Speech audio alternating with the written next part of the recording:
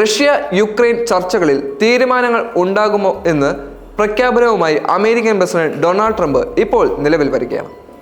നിലവിലെ സംഘർഷത്തിൽ മധ്യസ്ഥതയിലുള്ള ചർച്ചകൾ ഒരു വഴിത്തിരിവിലെത്തേണ്ടതുണ്ടെന്നും അമേരിക്കൻ പ്രസിഡന്റ് വ്യക്തമാക്കുന്നു.